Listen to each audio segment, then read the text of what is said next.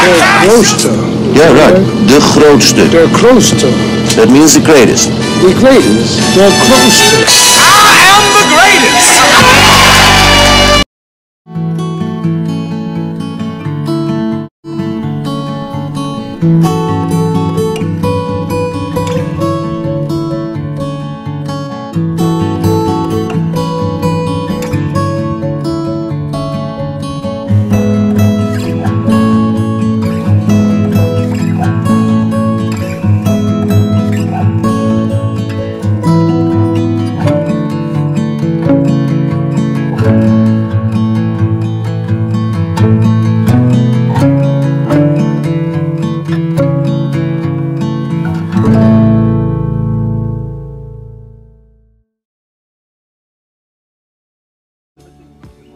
15 jaar geleden, in mei, bezochten we Muhammad Ali voor het eerst in zijn riante villa in Cherry Hill, ongeveer 3 uur rijden zuidelijk van New York. Na een wat stroeve kennismaking werd hij, naarmate de dag vorderde, steeds opgewekter en speelde zelfs speciaal voor ons op de piano. Now, I'm not going to show you all of my great talent, because when I retire from the ring, I want the people to be shocked, but I don't want them to know how great I am. So I'm going to give you just a little teasers. And this is one of the old great tunes here in America, which all black people dance to, and it may have gotten to your countries back in the 40s or 30s. It's called the Boogie Woogie. Have you heard of it? Yeah, we heard. And it goes like this.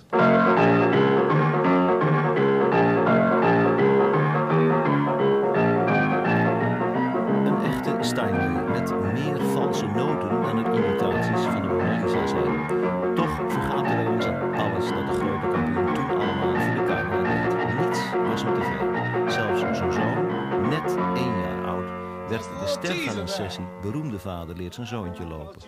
Come on, let's walk. Come on, let's walk. Ready? Come on, walk, walk, walk. Now I'll let you go. Hey, hey, hey. There you go. Hey. Oh, man, you can't even stand up. Come on, man.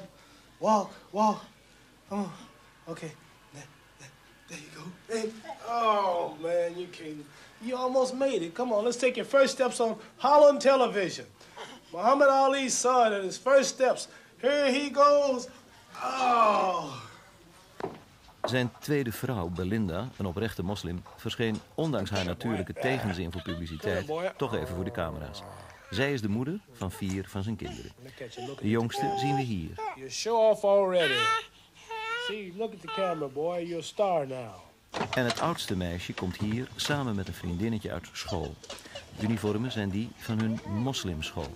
De tweeling heeft aan de andere kant van de auto ruzie gekregen. Met als resultaat, precies, een huilbuitje. Droefheid was overigens iets dat je bij hun vader niet tegenkwam. Zijn optreden in en buiten de ring werd telkens gekenmerkt door een overgrote dosis zelfvertrouwen dat hem bij velen geliefd, maar bij anderen evenzo gehaat maakte. Zoals hij hier voor het gevecht met Ken Norton precies weet waar de televisiecamera staat en met gespeelde boze arrogantie de huiskamers inkijkt. Nog erger werd het toen hij even later zijn tegenstander Ken Norton in diens hoek opzocht om hem op die manier af te leiden. Het werd Muhammad Ali's handelsmerk. Helpers moesten hem bij zijn tegenstanders weghalen. Het hoorde allemaal bij het spel waarvan menige opponent danig in de war raakte en al voor het gevecht op punten achter stond. Maar ook als hij werd uitgejoeld, bleef hij als een groot acteur de situatie meester.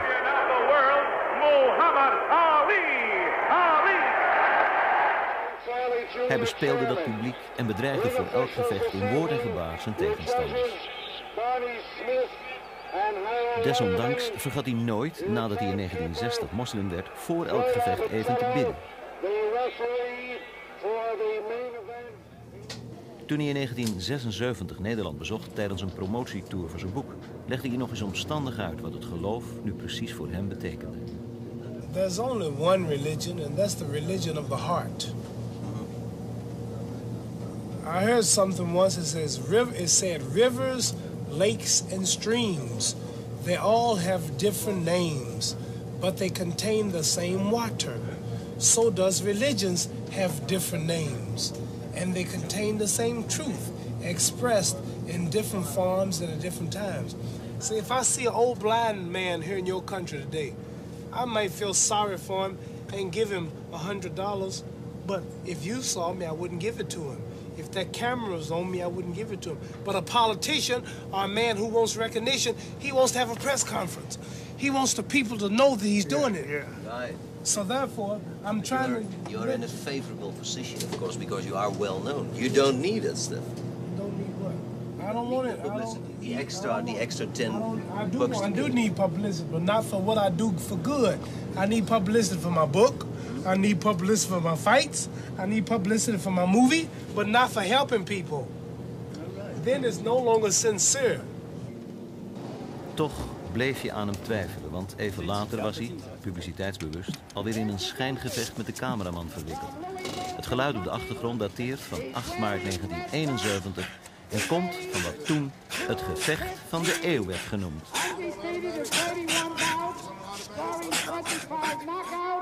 Here is Muhammad Ali.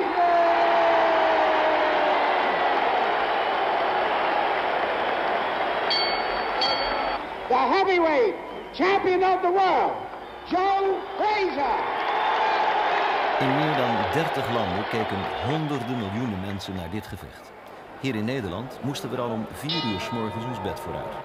De New Madison Square Garden in New York was het strijdtoneel van 2 giganten uit de boksport. De technisch begaafde en snelle Muhammad Ali en de kleinere, hardstotende Joe Frazier.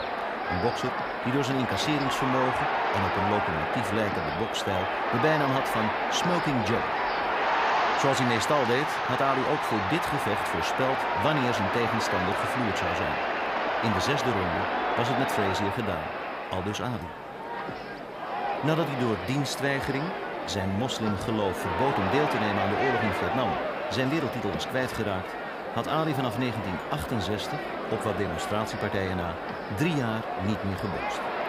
Na 2 gevechten in 1970 tegen respectievelijk Jerry Quarry en Oscar Bonavina was dit de eerste grote test voor hem.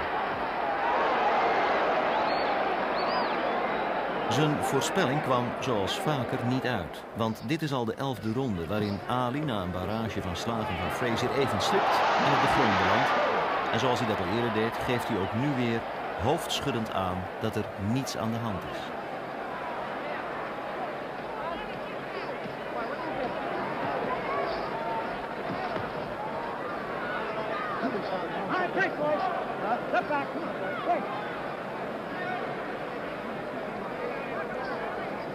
Velen zeggen dat dit gevecht van beide boksers het beste was uit hun hele carrière. Nu zijn vergelijkingen altijd gevaarlijk. Maar dit gevecht bleef voortdurend spannend en een echt overwicht van één van beiden was er nooit. Ondanks de vermoeidheid bleven ze loeren op die ene kans.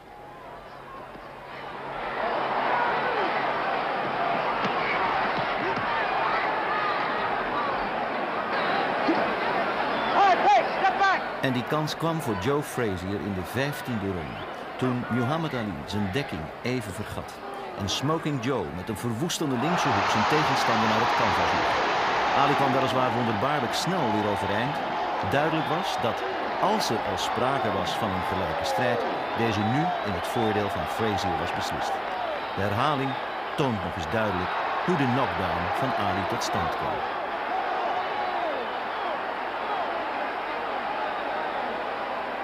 Frazier bleef wereldkampioen. Hij verloor zijn titel later aan George Foreman, die hem op zijn beurt in Zaïre weer kwijtraakte aan de man die voor velen over de hele wereld, wel of niet boksliefhebber, toch een speciale herinnering blijft. Muhammad Ali.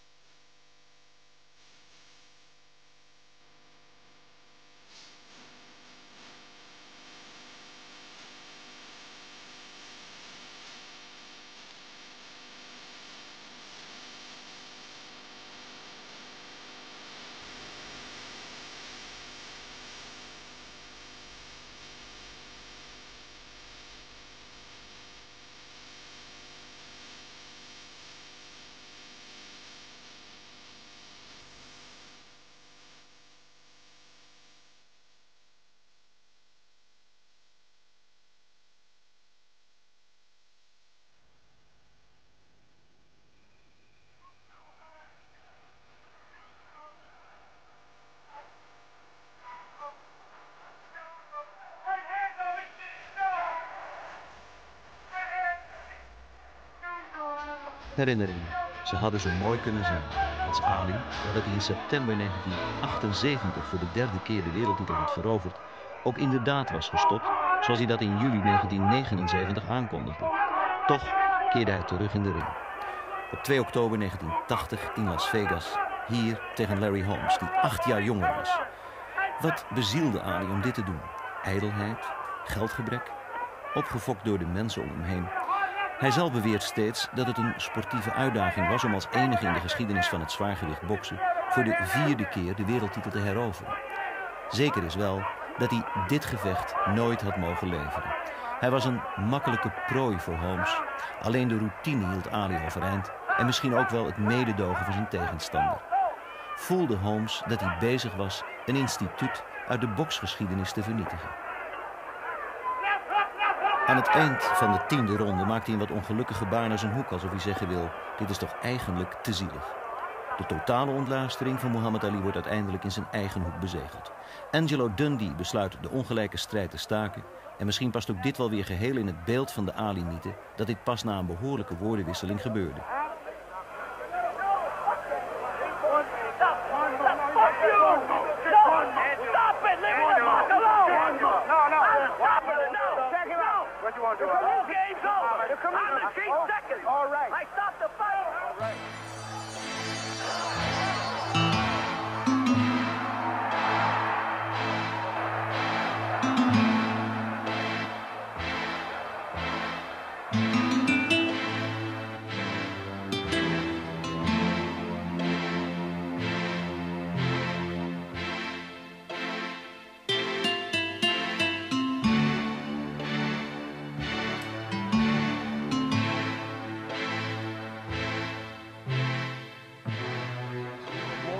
It's now 8:57 and Kurt Schaefer has another look at news headlines. Na een jaar moeizaam speuren en tientallen telefoontjes lukt het om dit jaar Muhammad Ali 15 jaar na ons eerste bezoek te ontmoeten. Voor we dat doen, zoeken we eerst een voormalige lijfwacht, Pat Patterson, op, die bij de verkeerspolitie van Chicago werkt. Hij is jarenlang met Ali opgetrokken en kent hem van zeer nabij. Vond hij, net als de meeste van ons, Ali, voor we hem beter leerden kennen, ook maar een wat schreeuwerige opschepper. Before I met him, and watching him on television and watching him clown, so I said, I didn't think much of it, because a short time before that, we had a big scandal here, all over the country, really, on the Wednesday night fights, the Saturday night fights, I forgot which one it was, but a couple of the guys right here from Chicago was involved with the gangsters, and a lot of people went to jail about the thing of fixing fights. So I said, they're fixing those fights. He's not whipping those people like that, you know. But I never saw him fight. Now, what did you think of him as a person? I said, that guy, he's crazy. He's just talking. He's just a big mouth. I guess I felt like everybody else, you know. He's just a big mouth. He's not doing that. They're fixing those fights. You know, at that time, everything was a fix. You could fix anything, it seemed like. So then you met him, and then what? Then I met him, and I started working around him, and I still didn't believe or think that much. I said, all I thought it was a nice job, you know, at that time. But lo and behold, I never knew that I was going to be in for what I was going to be in for, and see and know and feel and know that he was the type of person that he really was. What kind of type of person is he in reality? Ali must have been, well, I would say, Jesus must have been like Muhammad. That's the kind of guy Jesus was. Now, some people won't understand that statement, but I know what I'm saying. There's no fair, kinder, gentler person that I've ever met. He champions all causes. People don't know the things he's done. See, I've been with him when he saved a person's home, when he would bury your mother twice because he would be ashamed to ask you the second time if you were playing a game on him, because he's so busy he wouldn't remember that. He don't have time to think about that. But if you come to him and told him that your mother passed this month, you could come back 3 months from now, he'd give you that same money to go bury her again, because he wouldn't want to ask you to put you through that trauma. Did not do this for you last month or 2 months ago. Toch leek het vroeger alsof Ali zich niet zo erg veel voor anderen interesseerde. Dat nu was een misvatting, want ook toen, 15 jaar geleden, hield hij zich al zeer intensief bezig met wat hij noemde de strijd van de Amerikaanse neger tegen de blanke overheersing. Met de snelheid van een mitrailleur bracht hij zijn gedachten onder woorden over blank en zwart. We've been taught in this country that everything good was white and black was bad. Jesus Christ, we see a white man with blonde and blue eyes. We look at the angels in heaven, we see all white angels. We look at the Lord's Supper, we see all white. We look at Miss America, we see a white woman. We look at Miss Universe, we see a white woman. We look at Miss World, we see a white woman. Even Tarzan, the king of the African jungles, is a white man. And things like White Owl cigars in America, commercials like White Swan soap, King White soap, White Cloud tissue paper, White Rain hair rinse, White Tornado flow wax. Everything was white. The president lived in a White House. Angel food cake is made white.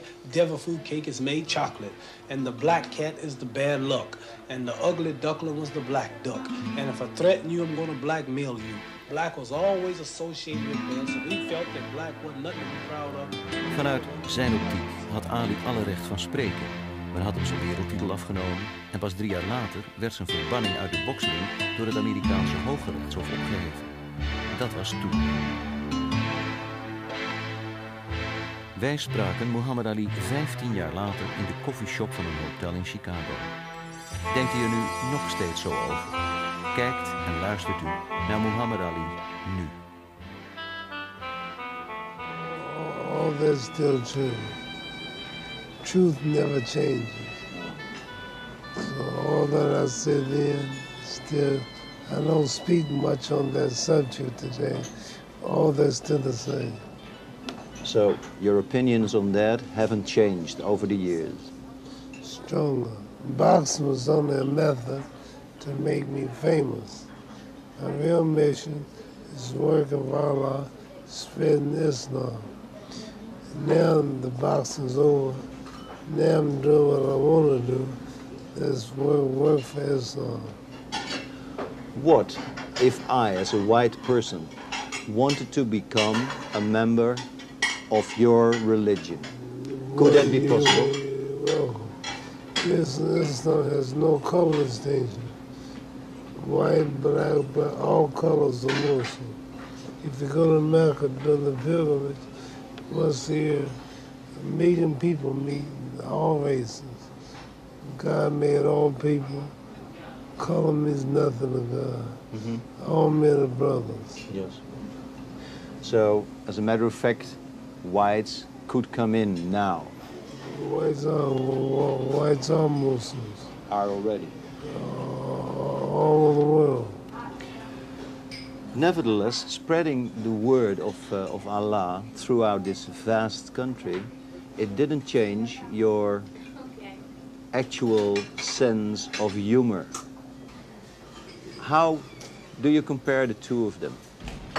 To be serious on the one hand and have a lot of fun, entertain people. Yesterday evening, for example, you showed us some magic tricks. Is that a hobby of yours or what?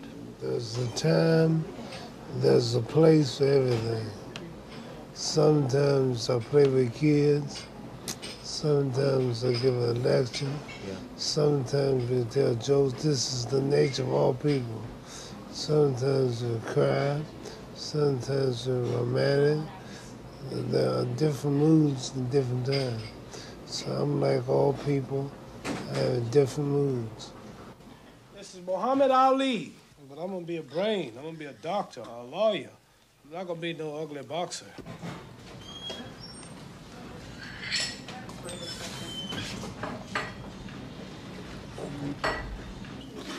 So you want your son to become a doctor? He wants to be a doctor. What's he doing now? He's in school? He's in high school or what? High school. He's in high school. How are the twins? We had them as well. The twins are getting tall and beautiful. They're Yeah. now 17 years old. And they have... They're going to college next year. Come on with Daddy. Come on with your daddy. There you go. Say hi. Hi. Say how you feel. How I feel. My name is Rashida. My name is Say my name is Jamila. My name And say my name is Mariam. My name is Mary. Turn around so they can see you. I need Give Daddy a kiss. Show them how you give Daddy a kiss. She's shy. She don't want to give Daddy a kiss. Are you still very careful with your children, or do you say, well, they are almost grown up? They're almost grown now. There's not too much you can tell them when they're 17. They think they know it all. It's hard to talk to them. Yeah, they can take care of themselves. Sometimes they take advice. Did you take a lot of advice from your parents when you were young? No. I pretend I would listen, like most kids. We never really took them serious until you learn for yourself. Yeah. You always had some funny streaks with people. I remember you visiting Amsterdam. You were acting as if you were asleep and dreaming. Joe Frazier.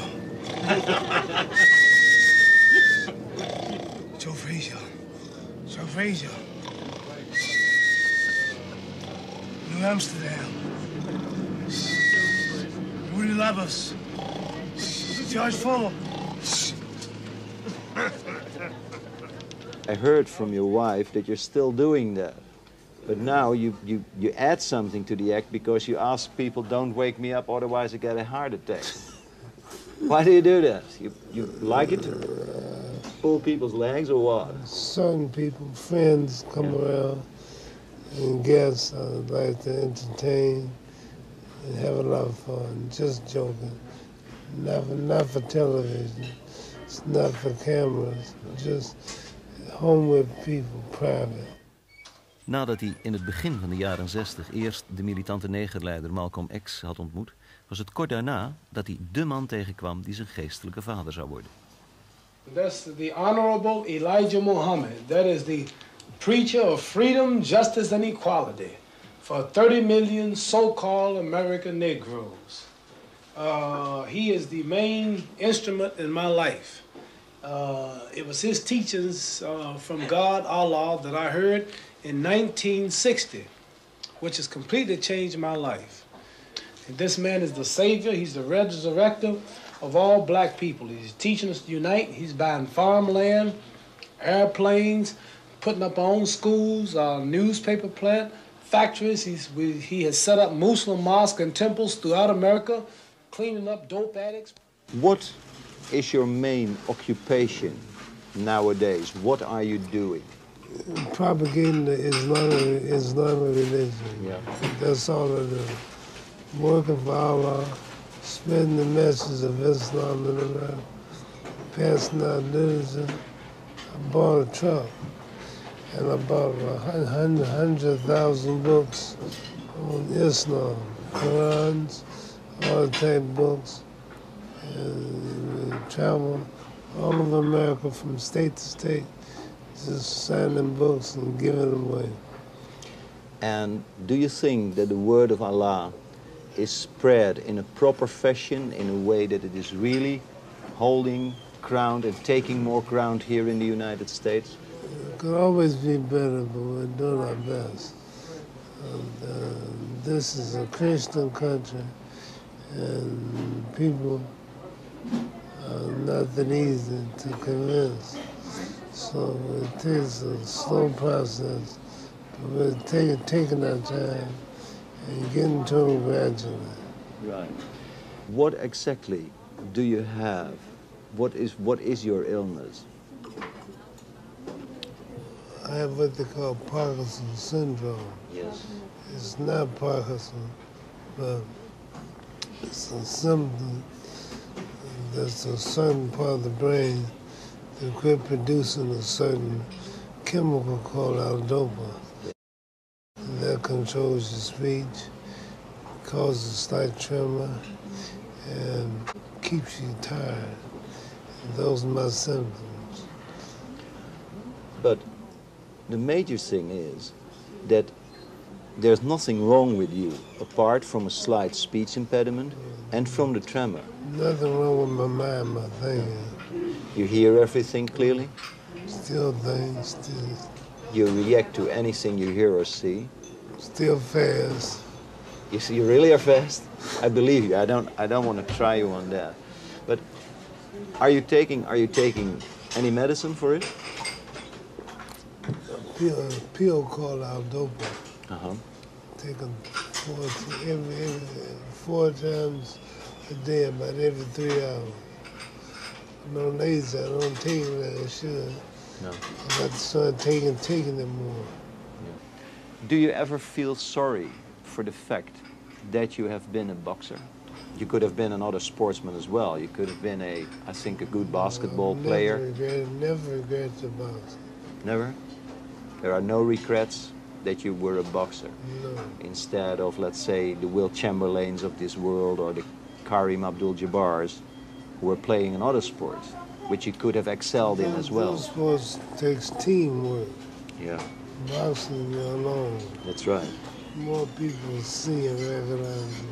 The biggest title in sports is the World Heavyweight Champion. Mm-hmm. Out of all sports, the biggest title is the boxing title. Yeah. What happened to all the money you made in boxing? Is it invested? Did you give parts of it away to charity? What happened with it? First, we have to pay taxes. Sure. Estimate I made probably made about 30 million. Out of 30 million, taxes take about at least 18 million. At least how much? How much? 18 from 30. Well, that leaves you with 12 million then. 12 million, you may give away charities and people, family. 6 million, at least how Leaves much? you with 6 million. 6 million, then you pay, you buy a house, you get married, you get divorced, you get married, you get divorced, you get married, you get divorced, you get married, you get divorced, you get married, you get divorced.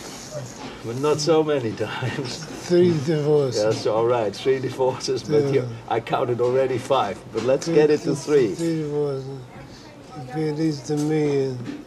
34, so that cuts you down 3 other million, so that leaves you with 3 million. And then you have to buy. If you're lucky. If you're lucky, and you weren't lucky. In the divorces. Money, my main pleasure is living the type of life that will take me to heaven. I don't worry about money. No. Money means nothing to me. Do you think that Allah or the faith had a hand in your whole existence until now? I would hope so. I can't speak for God. I can't say that God did this and God did that. I hope God helped me. I hope God's with me. I hope God's guiding me. I can't say for sure. You never were an outspoken person in private. You were very relaxed. People only know you from the moments you were on camera and when we were talking about your opponents. Then you... Just show, all that is show. Yeah. To be in good shape, because Muhammad Ali is not finished. People think Muhammad Ali is finished. You just tell them Muhammad Ali is not finished. You tell them Muhammad Ali is still great. Muhammad Ali is coming back. Many people say the butterfly has lost his wing and the bee has lost his sting, but that's wrong. All you people Can you out imagine there, that people who see you now think, what a poor man, see him sitting there with that speech impediment? Can you imagine that they think that? And would you please comment on that? Say something about it. Tell them that I'm happy. I'm not poor. I'm the richest man in the world. I have more friends, I'm a Muslim. There's 1 billion Muslims on the planet. My name is Muhammad. Muhammad is the most common name in the world. I have brothers in every country. I have a beautiful wife. I have 8 beautiful children. I have a healthy mother, healthy father. I'm well known. I'm nice looking. Wherever I go, I'm welcome. The whole world loves me. The world knows me. Every day I'm happy. I pray 5 times a day. I live good, I eat good, and wherever I go, people give me what I want. The whole world is mine. You come all the way here just to film me. Millions of people watching me. The whole world loves me. The whole world's waiting. I got so many engagements and endorsements. I stay so busy and never get no rest. I'm the most recognized man in the world, so don't feel bad. Ali's huidige 4e vrouw Lonnie haat publiciteit. Toch komt ze op zijn verzoek bij hem zitten, omdat hij na zo'n half uurtje moe begint te worden. After having heard that you spent all these millions on the forces, I'm quite happy to see your wife now sitting next to you. Lonnie, is he exaggerating or what? No, he's not exaggerating. No? He lost a lot of money on all these. I wouldn't put it that he lost it. No. Muhammad, I don't think he's lost money. Muhammad has a generous heart. He's given away a lot of money, but to worthy causes, not just to frivolous things. No. People he thought that he felt was really in need, he contributed to their welfare and to other charitable organizations. And I think he feels as long as his heart is correct and he feels he's done the correct thing, then it's justified.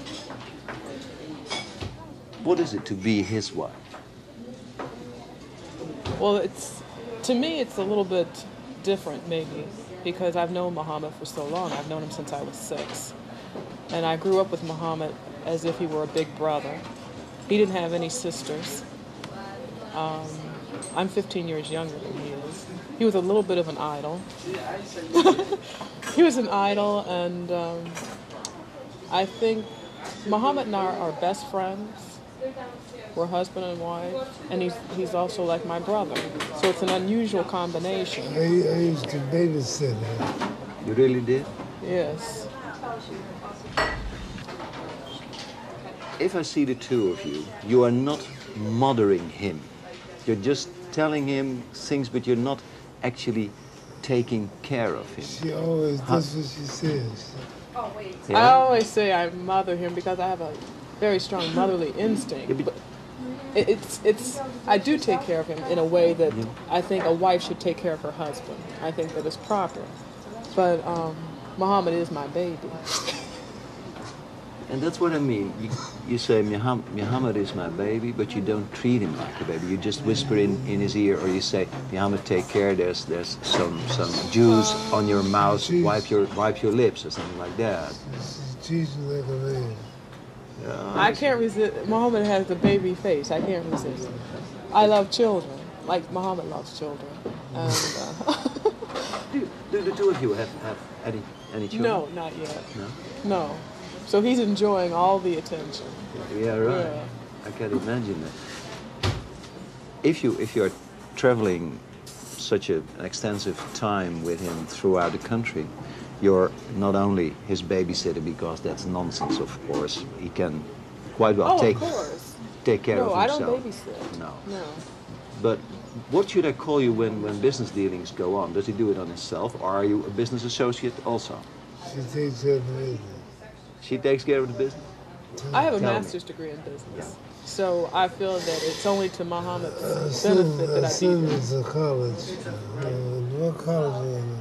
Well, when I got out of high school, when I graduated from high school, Muhammad came to Louisville and he told me that I should go to one of the best universities that I was able to get myself into, not to limit myself ethnically or location-wise, to go wherever it was. So that's what I did. I went to Vanderbilt University in Nashville. And then when I graduated from there, I decided to go into business. So Muhammad sent me to UCLA's business school, which I have an MBA from.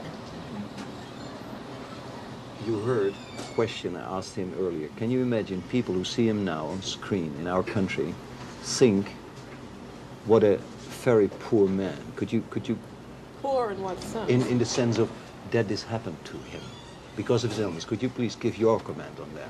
I think I'm able to answer that probably better than a lot of people because I've known Muhammad for so long. And the side of Muhammad that people are witnessing now and that he's exposing to the public really is a very private side of him. When Muhammad used to come to Louisville, there was the side, of course, when he was getting ready for the fights where he was the real Louisville lip. He was a big mouth, he was promoting, and he was very conceited, you know, and that type of thing. But there was also another side of him that was very withdrawn, very quiet, very pensive, very... It's almost hard to describe. There's a side, yes, very much so. Muhammad used to come to Louisville when I was a child, and I remember this very well. He had like 7 lectures, philosophical lectures that he had memorized, very long lectures, and he would sit me down and he'd give me these lectures. Each time he came in town, he'd give me a different lecture, and he talked to me. You know, he said, "Now, if you have any questions, you stop me, you ask me anything you want." And he used to always do things like this. And I don't think people know that side of Muhammad, the tender, quiet side of Muhammad. They just know the public end of Muhammad. But right now they're seeing his other side.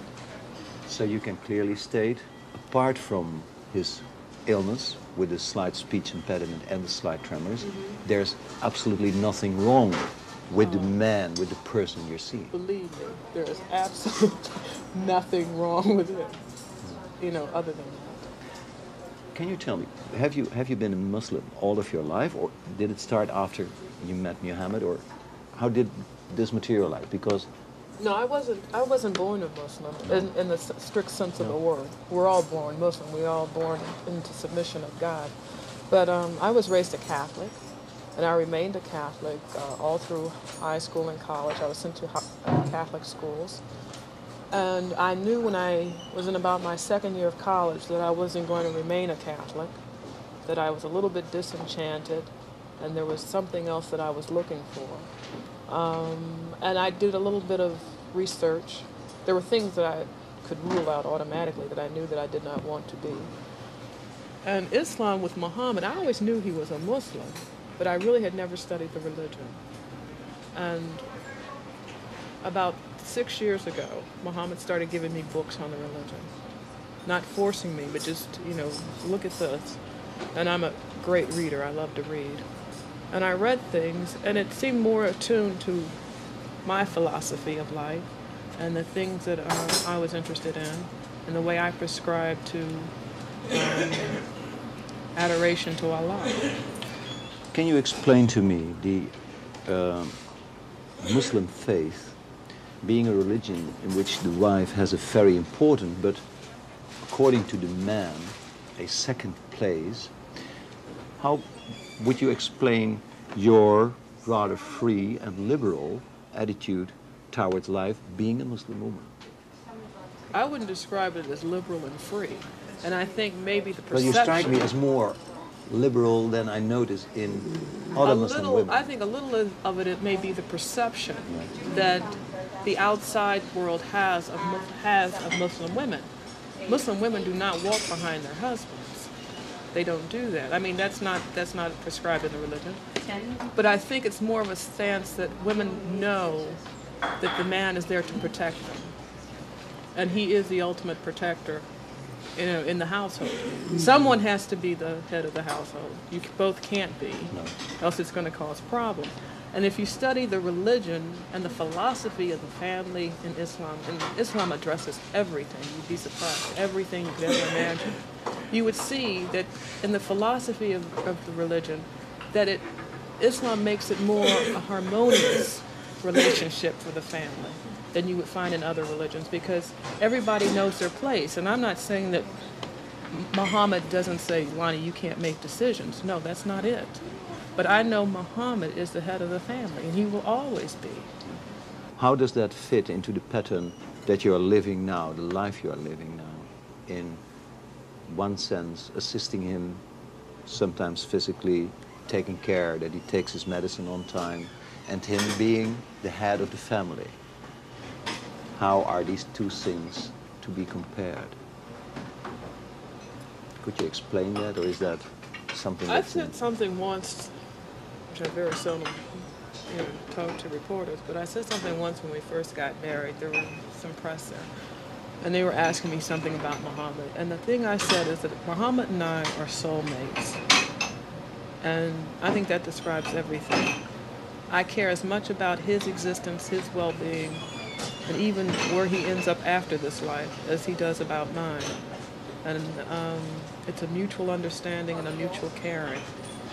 And I think that's the basis of our entire relationship. So whatever I have to do to help him in this earth, then I'll do it, and he'll do the same for me.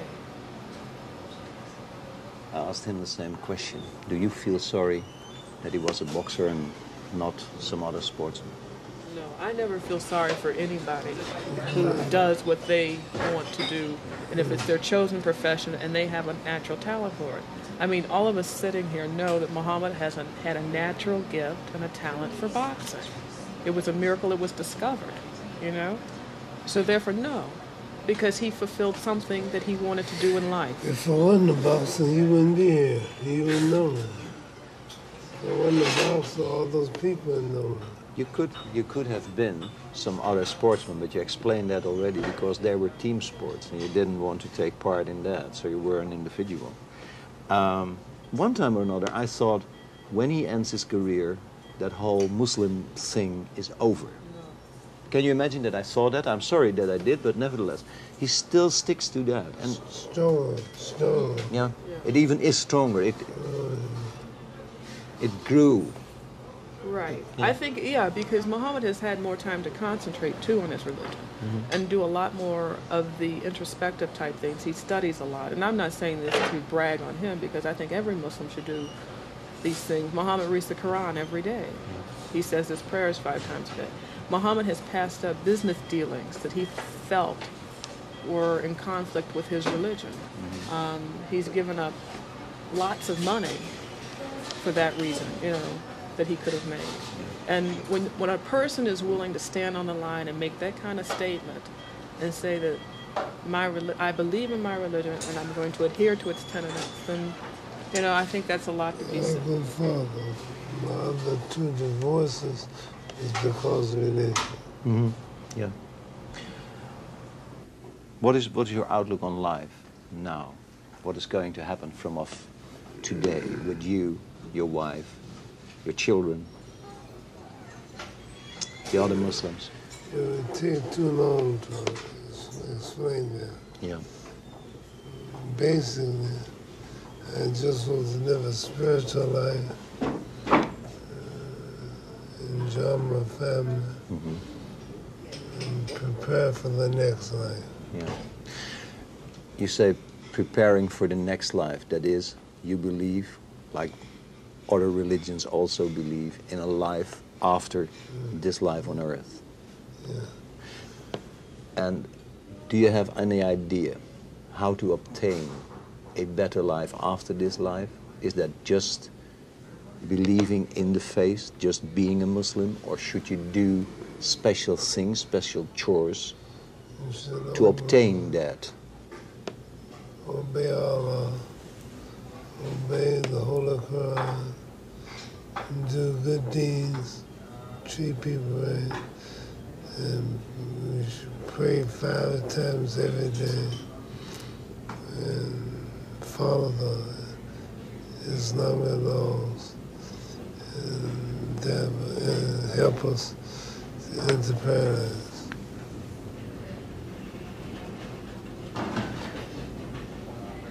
I thank you both very much for this. Thank you. Intimate interview. I want to say, I love your show. I admire your style. But your pay so cheap, don't come back for a while. You use that phrase, you know. You're always kidding me with that phrase. Thank you very much, Tim. Thank you.